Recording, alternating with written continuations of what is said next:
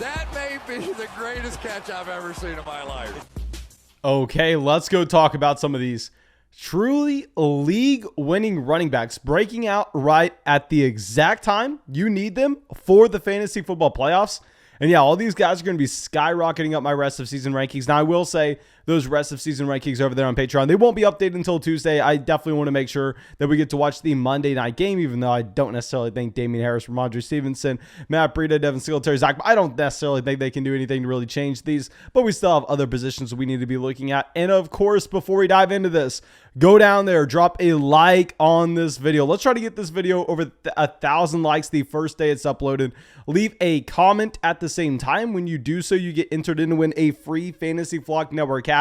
We got Sam and Jason as our winners for this video. Thank y'all so much for supporting the channel. Make sure you send me that email ASAP to get that hat. And also, make sure you go sign up for Underdog Fantasy. When you sign up for Underdog Fantasy and you use promo code FLOCK, you can check out a ton of cool player props. You can get into fantasy drafts with us to do some really cool NFL playoff challenges over there on Underdog Fantasy. And you use promo code FLOCK, you'll get that first deposit match dollar for dollar up to $100. You can find the link in the comment section. You can find that in the description of the video as well. But that should be it. Let's go through. Let's dive into this list of running backs. You know who we're starting it off with. The running back one this week. Our guy, Javonte Williams. Like, here we are. Here, let's take it in. This morning in the live stream, as soon as you had Melvin Gordon ruled out, I went, well, you know what? It's going to be either a great week for us, and then I'm going to get to come out here and we're going to get to do some Javonte Williams I told you so dance parties. I mean, I wish I could go back and just find every single comment that we got back in week 6, 7, 8 when we were saying, get Williams now, get Williams now, get Williams now. The breakout will be at the end of the season. The breakout will be for the fantasy football playoffs. That's when you want him. And we just got, oh no, it's going to be Melvin Gordon. It's going to be Javonte Williams, the more talented running back in Denver. I want to say it's not even close between Javonte Williams and Melvin Gordon at this point. Javonte Williams coming out, 29 fantasy points, 102 rushing yards, 76 receiving yards, 6 receptions, and the receiving touchdown to go along with it. And what's nice is just seeing the video premiere whenever we premiere that video on Sunday night and seeing everybody just spam Javonte. Thomas, if there's somehow you can pull up that chat replay, I'd love to show that off right here so we can give a shout out to everybody with Javonte Williams. Nonetheless, let's have a real conversation. Let's talk about what we may be able to expect from Javonte Williams going forward. Now, of course, we have to bring up the elephant in the room. Sadly, Melvin Gordon will be back at some point. Now, I don't think it's a guarantee that Melvin Gordon's back this upcoming week because we saw a couple things. A, they're really not that incentivized to bring back Melvin Gordon. I mean, it's not like you have just the coaches in the coaching office going, oh my God, we just could not move the ball down the field against the Kansas City Chiefs last week. How are we fixing this? We got to get Melvin back in. We got to get Melvin help. No, they saw what you have in Javonte Williams. I mean, they're fine rolling out Javonte Williams. And also with Melvin Gordon, it's not like Melvin Gordon was a game time decision, got ruled out, 90 minutes before that game. No, Melvin Gordon was ruled out well before that game got kicked off. So, maybe this is a little bit more of a serious injury than you wanted to give it credit for. Now, we already had Javonte Williams in the top 20 running backs in our rest of season rankings. I think now, he has to jump running backs like James Robinson easily. He jumps Darrell Henderson. Antonio Gibson's another running back we'll be talking about later on this video. He has to jump, I want to say, Saquon Barkley, Nick Chubb.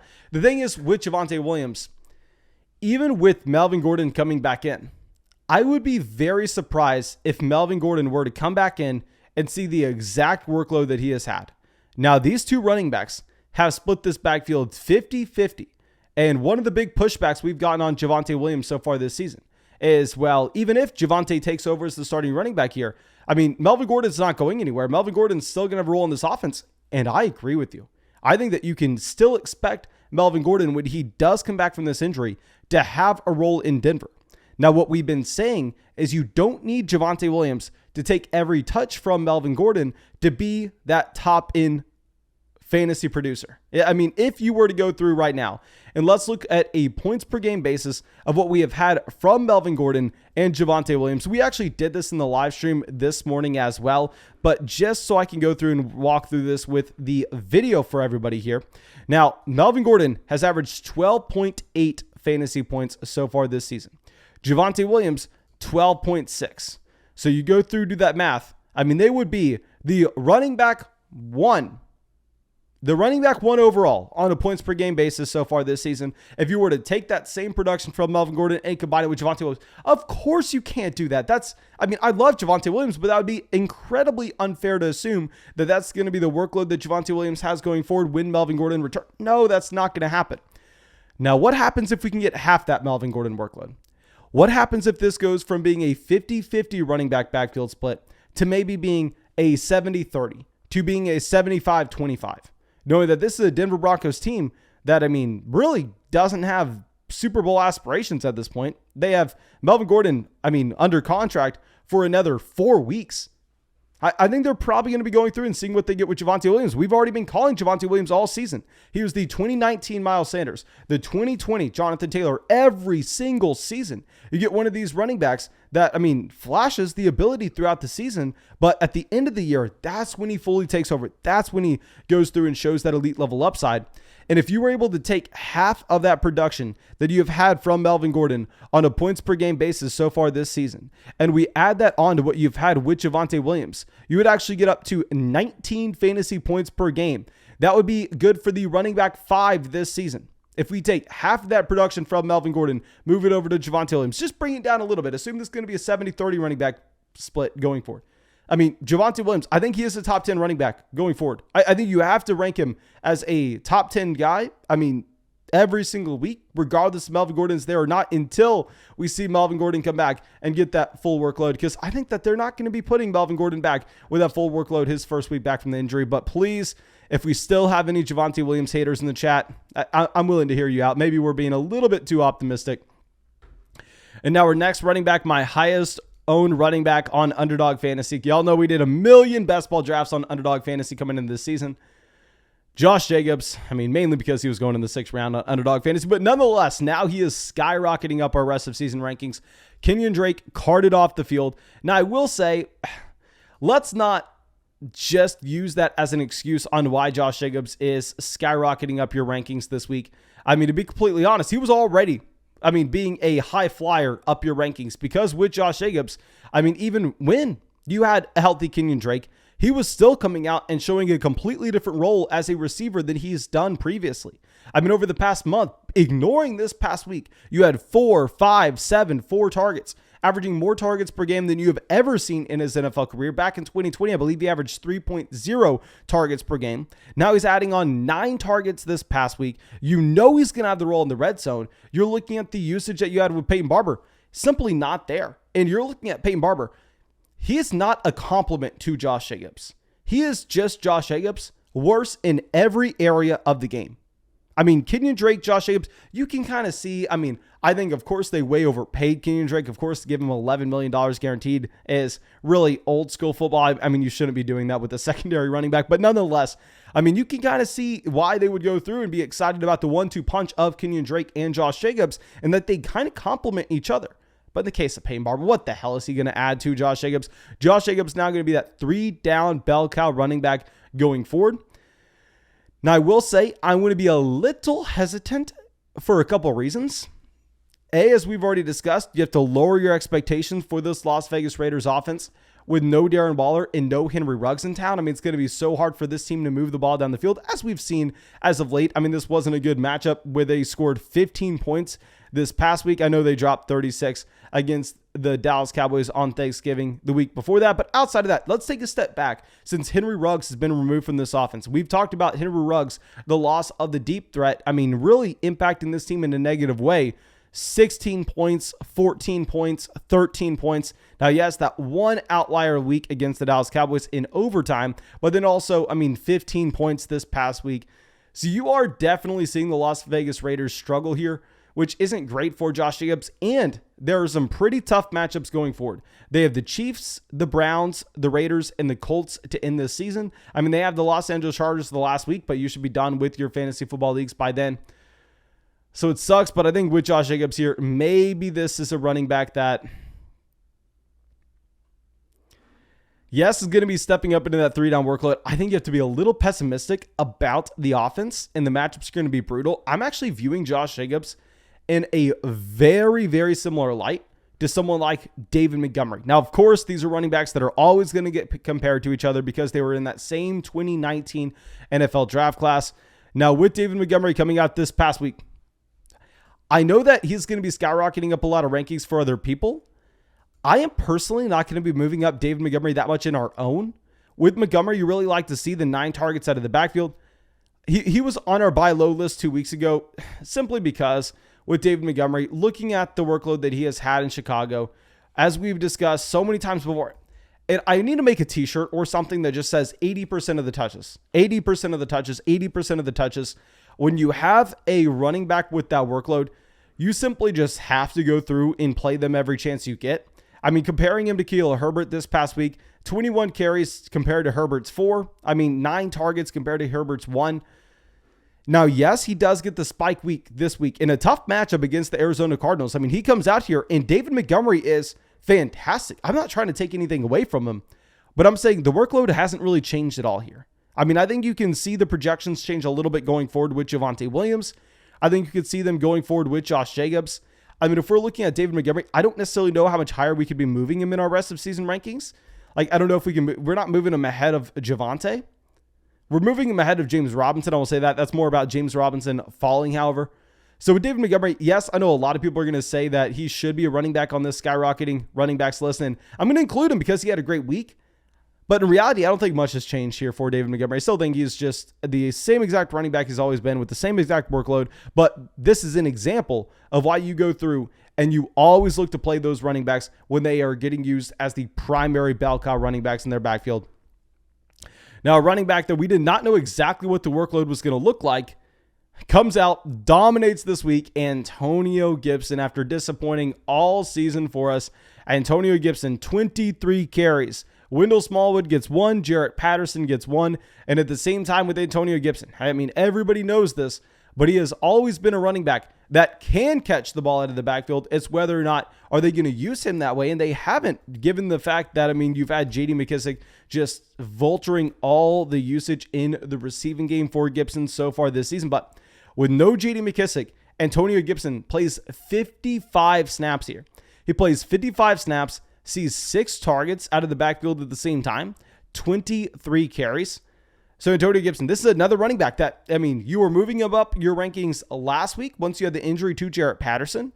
Now you have the confirmed workload with what the projection was. So now you can be a lot more confident going forward and not necessarily just projecting that out, but we've seen it in action so far in a competitive game.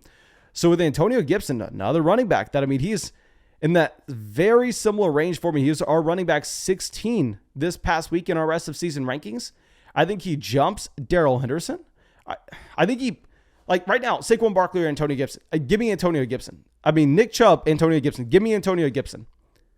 Elijah Mitchell, we'll get to Elijah Mitchell a little later on. Oh, we have to move Dalvin Cook way down. It's embarrassing how high we have Dalvin Cook up here. Okay, we'll be moving Dalvin Cook down those rankings. I think I prefer having Antonio Gibson over Dalvin Cook at this point as well. And now going over to our next running back. Now, this is going to be our worst call that we've had all week. I came through and I told so many people in the live streams to bench Devonta Freeman. And with Freeman, we were coming out and we were, I don't want to say ignoring the workload that he has had as of late, but we are underestimating the workload that he has had as of late in Baltimore. Where the prior 2 weeks coming in, he had back-to-back weeks with 16 carries. Now, I will say against the Browns in week 12, he did only come away with 7 fantasy points. But what's more important? The more important thing is the situation and the workload, not necessarily just the final fantasy points production at the end of the week to predict production going forward. Now, this past week with Devonta Freeman, he shows us something we have not seen so far this season. He comes out, he gets 8 targets. That is a level of involvement in the receiving game that I did not think we had in the range of outcomes, knowing that with Lamar Jackson, obviously this is a quarterback that's not really having to check the ball down. I mean, if you see the pocket collapse, he's always going to be able to go through and kind of just scramble out of there. He's never going to be in a position where he's just pigeonholed down. He's just the Drew Brees level pocket passing option, checking the ball out to, someone like Alvin Kamara in the backfield. No, he can actually scramble. You've seen before that Lamar Jackson really is never going to be dumping the ball. Here it's a little bit different. With Freeman now having this role in the receiving game, this isn't something you expect going forward, but if you can average 3 or 4 targets out of the backfield, that would be massive. And if you look at the snaps with what we had this past week, I was just completely wrong. I thought that you were going to have Latavius Murray coming out and expanding his role in Baltimore when he got, just healthier and healthier. Devonta Freeman, 51 snaps compared to Latavius Murray at 14. Really, the only running backs to get snaps were these two guys. Devonta Freeman, 14 carries compared to Latavius Murray, 2. Devonta Freeman, 7 targets compared to Latavius Murray, 2. Devonta Freeman is the 3-down running back in Baltimore. I think we have to view him as a top 24 running back going forward. I think we have to view him in that same light, maybe near someone like, it's probably going to be near like Myles Gaskin in our rest of season rankings, probably one spot ahead of Myles Gaskin, near that running back 26 range. Yeah, I think you're going to call him a low-end running back 2, high-end running back 3 going forward based on the workload, based on the fact that he's playing in a very productive offense as well. And now our next running back, talking about confirming our priors, Alexander Mattison. Not much to discuss with Alexander Mattison here. I know that a lot of people probably were surprised to see this production with Alexander Mattison. Not anybody who's been paying attention. Not anybody who's seen what Alexander Mattison was in 2020 or in 2019 or, previously in 2021. Mattison comes out 22 carries in this matchup. You have Keeney only coming out with 2 carries. And at the same time, Alexander Mattison, 3 receptions and 34 receiving yards. And we've seen Alexander Mattison, go out there and get way more usage in the receiving game than this. If anything, this was a bad week in terms of the targets that he had in the backfield based on what we believe we can expect going forward. With Alexander Mattison, of course, it was a very nice matchup. But what I think we can be maybe making the argument with is with the loss of Adam Thielen in this offense. I think the red zone role that you'll have for pretty much Tyler Conklin and Alexander Mattison probably going to be taking a jump up because, you just have Adam Thielen vulturing away so many touchdowns every single week whenever they get down there to the red zone. Now, if it's going to be a little bit of a different scenario, I think you can go through. You could just assume Alexander Madison's got the role. Now, he's not going to be skyrocketing up my own rankings. I had him ranked as the running back 3 this past week. I don't know how much higher we could have him. I don't know necessarily how much higher we could be moving Alexander Mattison, but I will just bring him up because I know some people are going to want us to talk about him. And our next running back that I will admit I probably embarrassed myself on the live stream with as well, Elijah Mitchell. Now with Elijah Mitchell, of course, we told pretty much everybody who asked to play Elijah Mitchell if they asked if they should. Literally the one call that we had to not play Elijah Mitchell is if someone asks us Javonte Williams or Elijah Mitchell, we went with our guy Javonte, but we were still playing Elijah Mitchell as many spots as we could. But I always put out the little asterisks. I always try to save my butt there a little bit with saying that JaMycal Hasty was coming back in. And that JaMycal Hasty, it was possible that he was going to see 20% of the team snaps here. And he was going to just scale back the role that you had from Elijah Mitchell, who, remember, 2 weeks ago, just completely erased Jeff Wilson, and Elijah Mitchell took down as the every down workhorse running back here for the 49ers, looking like just a fantastic option in this offense. I was a little worried that was going to change because going back a month ago, if y'all remember, JaMycal Hasty was seeing 35% of the snaps in this offense. JaMycal Hasty was getting pretty much every single target out of the backfield. I was worried that was going to happen again. And with both Jeff Wilson and JaMycal Hasty being active this game, Jeff Wilson saw 2 snaps. JaMycal Hasty saw 1 snap. Elijah Mitchell still that bell cow running back. Really nice to see this. Even in a different context with every other running back in this backfield being healthy. Obviously, Trey Sermon just simply does not matter at this point. Now, the matchups with Elijah Mitchell going forward are a little intriguing. You have the Bengals, not great, but then you have the Falcons, the Titans, and the Texans. one of the best fantasy football playoff schedules you are going to have is going to be for Elijah Mitchell and the San Francisco 49ers. I think you can be excited for that reason. And I think that's going to be it for this video. Of course, thank you so much for everybody who's gone down there and dropped that like, left that comment, and subscribed to the channel. We just passed 64,000 subscribers. I genuinely appreciate everybody a part of the flock. And of course, every time you go down there, drop that like, leave a comment, you get entered in to win a free Fantasy Flock Network cat. And make sure y'all go sign up for Underdog Fantasy. Go take advantage of some of those player props. Use promo code FLOCK. And when you use promo code FLOCK, they'll match that first deposit dollar for dollar up to $100. And nothing supports this channel more. Thank you again. I hope you have a great day, and I hope I see you in the live stream sometime tonight.